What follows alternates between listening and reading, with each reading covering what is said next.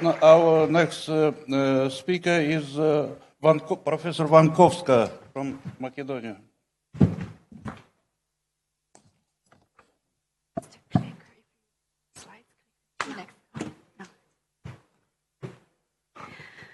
Hello, thank you for this wonderful opportunity to belong again to the global majority. I come, as you heard, from a small country, Macedonia. Many of you may have forgotten where it is on the map, but it is a part of former Yugoslavia. So at this occasion, I'm going to speak on behalf of my former country because, in a way, I want to introduce some sort of time machine. According to the old movie series, Back to the Future, traveling through the time. So I believe that Yugoslavia, even it is a country that is no more, that is dead, some say, offers a lot of lessons to be remembered. We may remember Hegel's thought that everything that we can learn from history is that we do not learn from history, but still let me try. Let me remind everybody on that unique case in many respects and in many issues that we are dealing with at this global forum. As you heard, the title of my presentation was actually meant to combine the past, the present, and the future, the uniqueness of Yugoslavia, its fall, and the Western so-called therapy, and the current situation and the perspectives for the future. The lessons learned are very painful, as you may still remember. But Yugoslavia was unique now as we talk about the 80th anniversary of the Victory Day over fascism and Nazism. Yugoslavia was a significant part of the anti-fascist movement. It was on the right side of history, I would say. And without trying to exaggerate, still, Yugoslavia was among the countries, at least on the European continent, that gave quite a death toll during that war. We were somewhere on the top of the list. So there was authentic partisan movement that joined the right side of history. Then after the war, I would make this story short, of course. Yugoslavia, at some point, without going into details, switched from the USSR's dominant role led by Stalin and took quite an unexpected way to build a socialism according to Yugoslav characteristics and to follow the genuine ideas of the Paris Commune. So it was Yugoslav's self-management system, something that is still taught at many universities that allow left-wing ideas, I would say. So that was a unique internal system that even managed to mitigate the differences between different parts of the countries, different ethnicities. It was a complex state.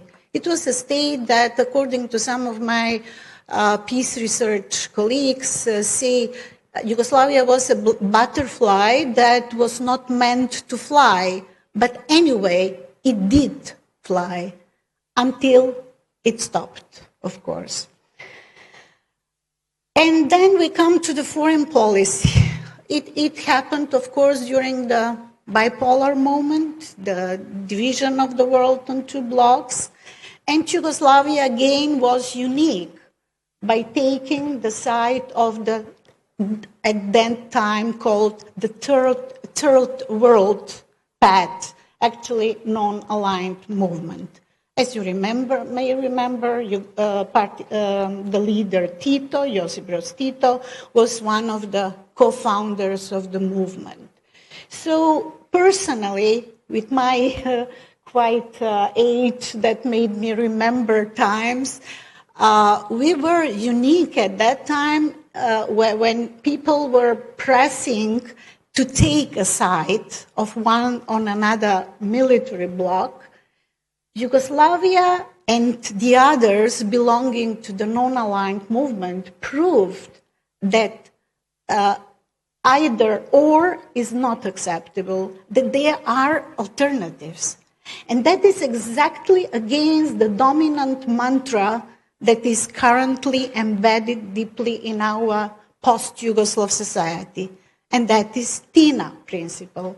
There is no alternative to neoliberal capitalism, political liberalism, multi-party democracy, and of course NATO and EU.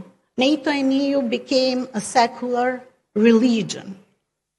So whoever is questioning these two organizations and associations is a security threat. So there is no freedom of thinking, and even the idea of thinking about alternatives, about creative thinkings, at the moment when the world is changing so dramatically. At this moment, I think I would not make a great mistake to say that most of the post-Yugoslav states have no foreign policy at all. It is led from Washington or from Brussels eventually, but it is not meant or not made by the people, for the people, or having in mind all the interests. I'm very happy that my colleague from Croatia, Sanja Horvatinčić, showed this interest in the past, in the partisan movement, the solidarity, and actually learning from each other was at place many, many decades ago. Something that today we are not allowed to. Actually, it is even risky to attend a forum like this. So thank you for welcoming me being part of this forum. 35 years later, it is a completely unrecognizable part of the world. As I said, all these unique things, and I'm talking about myself as a child, as a young girl, we believed in humanity, in solidarity, in internationalism, in anti-colonialism. I grew up with Palestine, and I am growing old with Palestine. That is really very painful. Unfortunately, the younger generations are educated in a different system. They're educated on the ground of different values, something that is completely opposite of their past. So we are not even proud to be, generations that could learn from the Yugoslav partisans, from the Yugoslav partisan movement. Do you know how we celebrated the Victory Day this year? And actually not only this year because it is a jubilant one, but years before. By not celebrating it at all. Because now there is a replacement. There is 9th of May, which is called Europe Day. So the partisan movement is completely irrelevant. And what we did practically is what Marx warned: don't throw away the baby together with the water. Dear Professor, 1 minute left. Yes, I'm concluding. I didn't have much time to talk about necessity, urgency, to think differently, to oppose the dominant mantra, to oppose everything that is said to be the only truth. But still, talking here to you, and I know that you're going to understand me, I believe that there is a chance if we start learning from China. China is a good example. We badly need good examples in many respects, and especially on in global terms, we should really think seriously about the shared future for humanity. As a leftist, I'm free here to say and to quote Rosa Luxemburg and to say socialism or barbarism. That is our dilemma. If you are not leftist, sorry, then I can give you an alternative, multipolarism or disaster or neo-fascism. Thank you very much for your attention. Thank you very much for your fruitful report.